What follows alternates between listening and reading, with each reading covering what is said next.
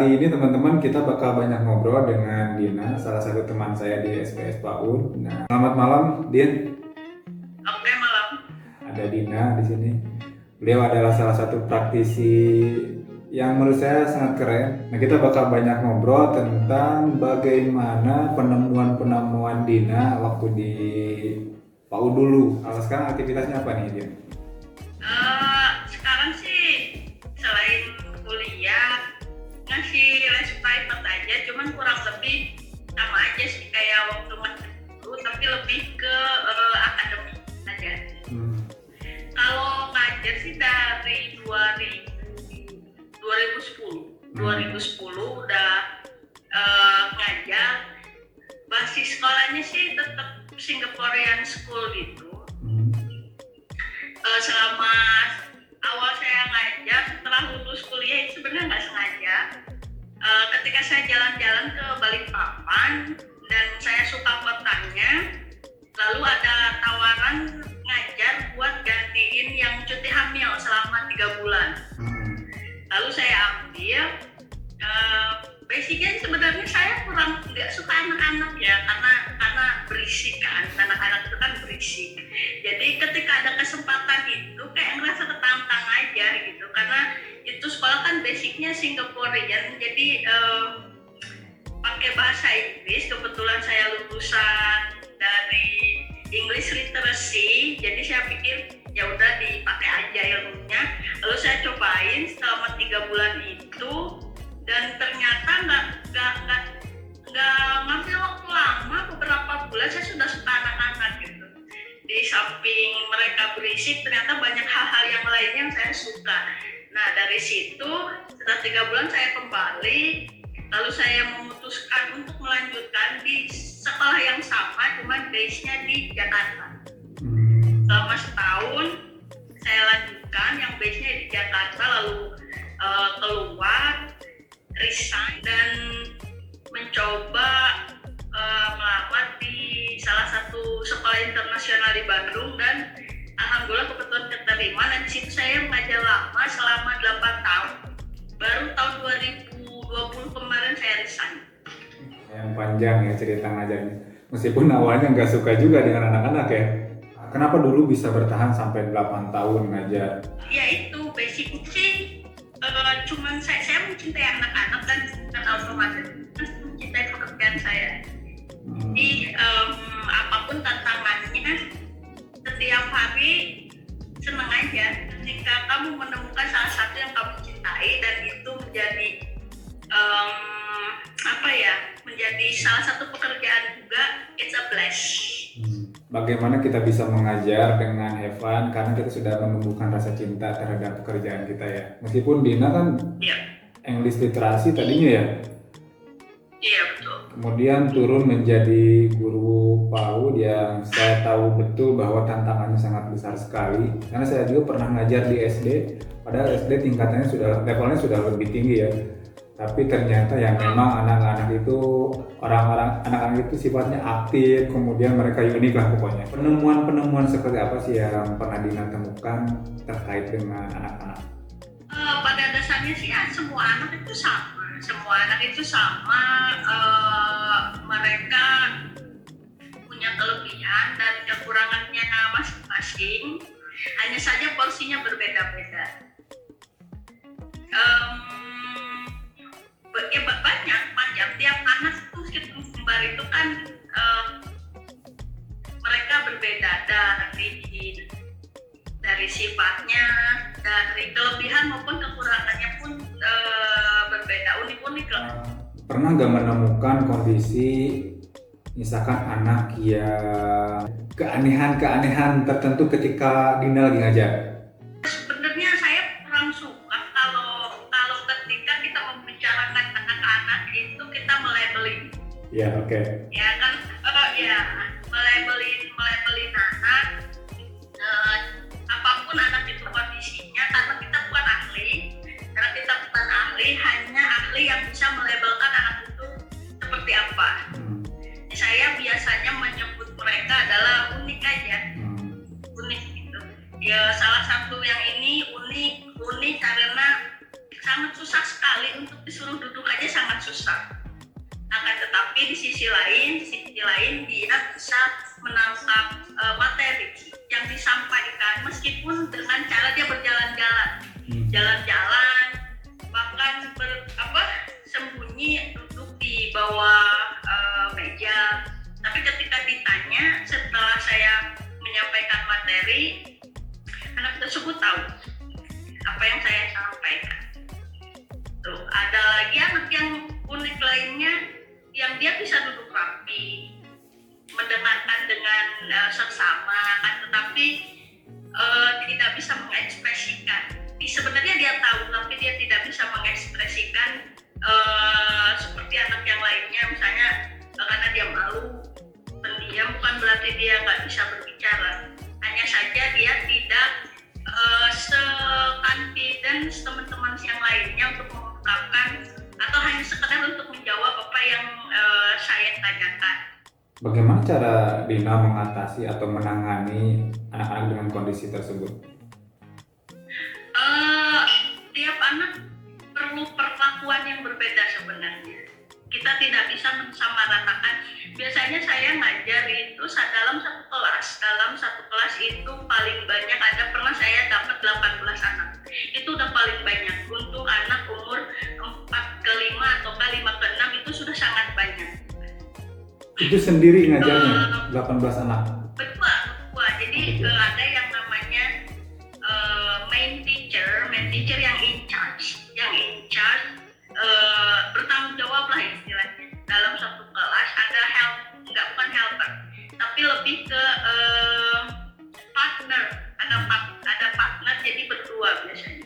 Karena anak umur 4 sampai 6 tahun itu sudah bisa kita handle.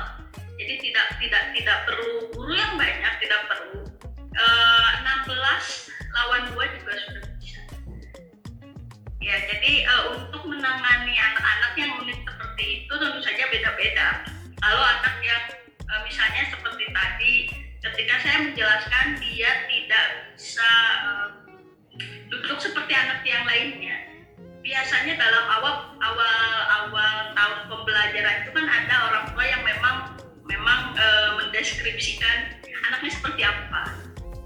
Jadi ketika ada orang tua yang sudah mendeskripsikan anaknya seperti apa, jadi kita sudah tahu bagaimana cara nanganin anak tersebut.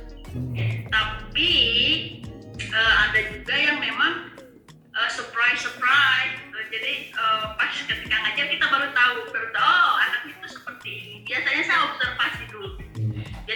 observasi dulu anak itu seperti apa, lalu cara belajarnya seperti apa, yang dia mau itu seperti apa. Biasanya butuh waktu yang lama, tidak bisa dengan 1 minggu, 2 minggu, tapi sejalan dengan observasi itu biasanya saya mencoba trial dan error. Misalnya anak yang nggak bisa duduk, saya cobain dengan dipaksain duduk, itu berhasil atau enggak. Ketika tidak berhasil, saya coba lagi cara yang lain. Jadi terus saja sistemnya trial dan error. Jangan cepat menyerah lah istilahnya. Nah, bagaimana atau apa sih keunikan dari anak yang menurut Dina paling sulit waktu itu? Anak yang paling sulit itu bukan dari akademik ya, karena kebetulan sekolah yang saya ngajar itu kan high quality lah bisa dibilang. Jadi memang anak-anak yang kalangan atas yang masuk ke situ dan memang basicnya mereka itu memang ada kan yang namanya memang bawaan dari anaknya itu sendiri kan. Kecerdasan itu memang ada dari bawaan anaknya itu sendiri. Jadi kalau untuk akademik saya tidak khawatir karena diajarinya mudah sebenarnya kalau untuk akademik. Yang paling challenging itu adalah ada salah satu anak yang saya pegang dari umur 4 sampai 4 ke 5 tahun. Kita sebutnya ada di K1, kalau di TK itu mungkin TKA ya, 4 sampai ke 5 tahun. Betul, TKA. Iya. Tuh,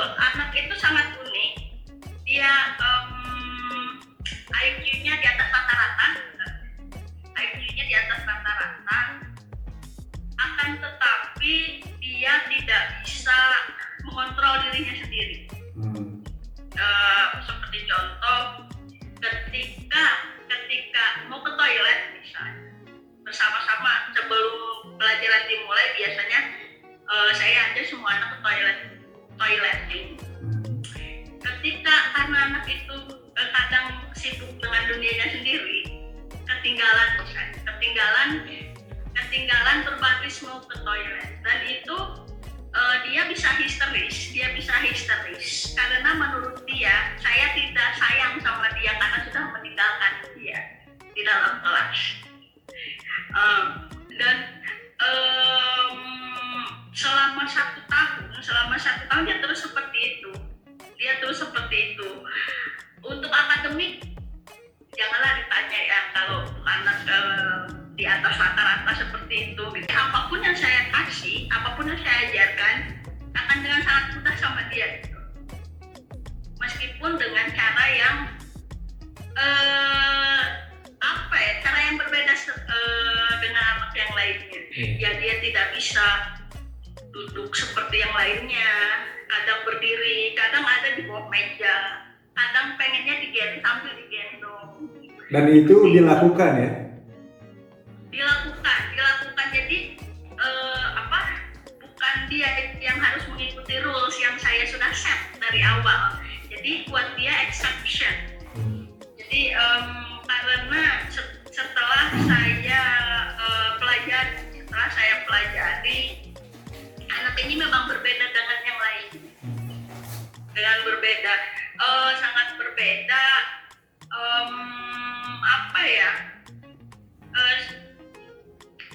Saya tidak bisa menyebutkan anak itu kenapa, cuman dari cara belajarnya. Misalnya ada yang salah, ketika saya bilang itu salah, harus dihapus, dia bisa histeris. Kebetulan waktu dibilangnya ke TKB, kebetulan saya pindah juga bersama dia gitu. Saya pindah mengajar dari maksudnya kelasnya saya ditempatkan sama anak itu juga gitu. Kecerdasannya makin menjadi-jadi, sangat cerdas. Anak itu perempuan, tapi emosional masih kayak dulu ya. Ya tetap seperti itu, dia tidak bisa yang namanya ditinggalkan ya, dalam arti ketinggalan dia belum tidak bisa. Ketika dia minta kayak misalnya pagi-pagi good morning miss, lalu saya sibuk mengurusin apa gitu, dan saya tidak menjawabnya, dia pasti ngerasa saya tidak sayang sama dia. Jadi memang perlu ekstra perhatian gitu. Dan saya kasih apapun yang dia butuhkan, bukan cuma dia, semua anak saya fasilitasi. Percayalah, meskipun anak itu banyak dan anak itu dengan berbagai keunikannya masing-masing, tapi saya bisa memfasilitasi apa yang mereka butuhkan. Tadi kan secara kognitif itu memang pada dasarnya sudah pada pintar-pintar ya. Nah, bagi anak yang benar-benar spesial ini, yang unik ini, yang tadi diceritakan, nah, dari mulai TKA sampai TKB ternyata memang secara sosial emosional anak ini masih seperti itu. Nah, apakah ada titik di mana Miss merasa berhasil membuat anak itu ada perubahan? Dan seperti apa perubahannya? Ada. Tentu saja ada. Saya waktu itu mencoba, biasanya kalau ke toilet kan bareng-bareng misalnya. Saya mencoba kali ini sendiri. Tapi saya ikuti dari belakang untuk awalnya. Lama-lama dia sudah bisa sendiri. Bukan berarti dia tidak bisa ke toilet sendiri ya, tetapi anak ini kan berbeda dengan yang lainnya gitu. Jadi dia memang perlu istilahnya saya harus diperhatiin gitu. Kalau misalkan ini kan masih berkaitan dengan sosial emosional ya Din ya, terkait dengan pertemanan anak yang satu dengan yang lainnya. Di TK Dina sendiri pernah nggak menemukan anak-anak yang melakukan bullying, kemudian efek terhadap anak yang dibulinya seperti apa? Masalah bullying di antara anak-anak itu biasanya anak kecil masih gampang di handle. Jadi ketika ada attitude yang seperti itu, yang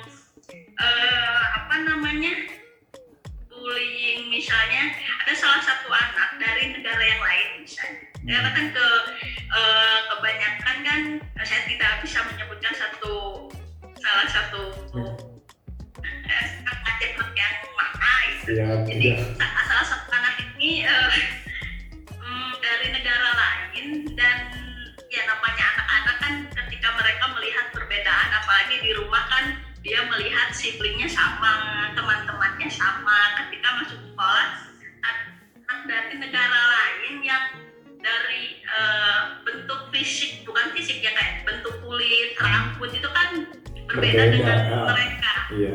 Ya, tuh. Dan untuk beberapa anak ada yang memang dia tidak bisa menerima perbedaan itu. Tidak bisa menerima perbedaan. Kenapa kamu nggak sama gitu? Kita kan semuanya bolehlah dibilang 98% kita semua sama gitu. Tapi ada yang 2% ini yang beda gitu.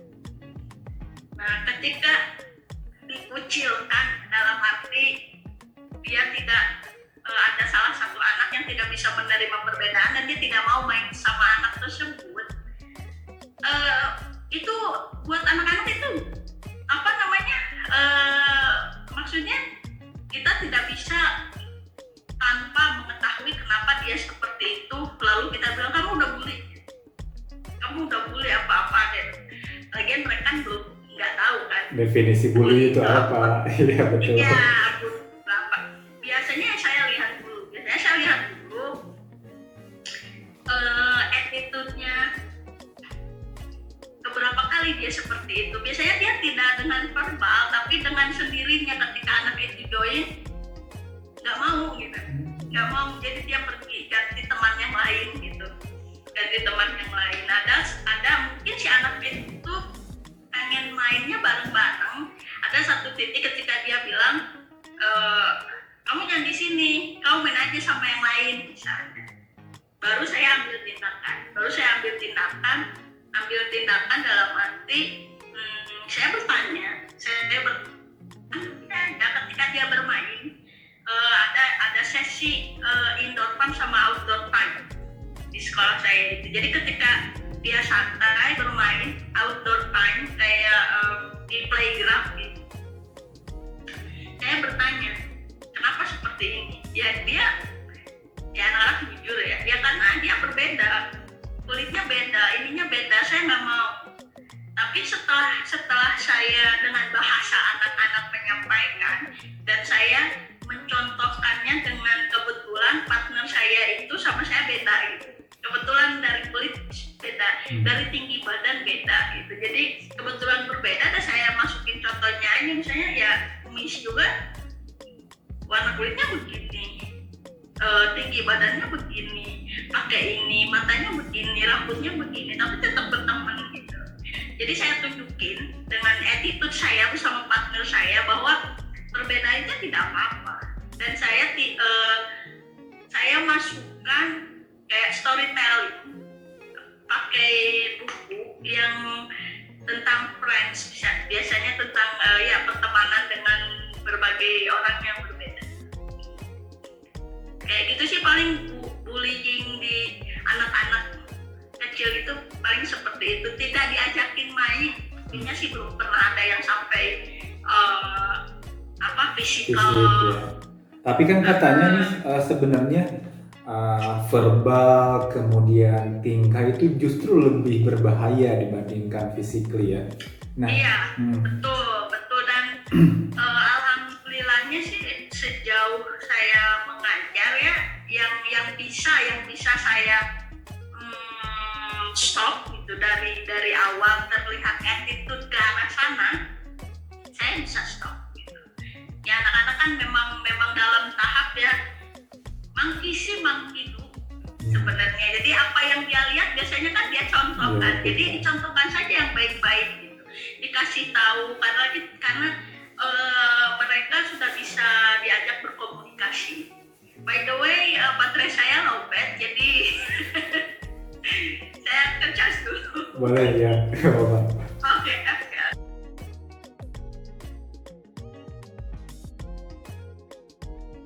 oke.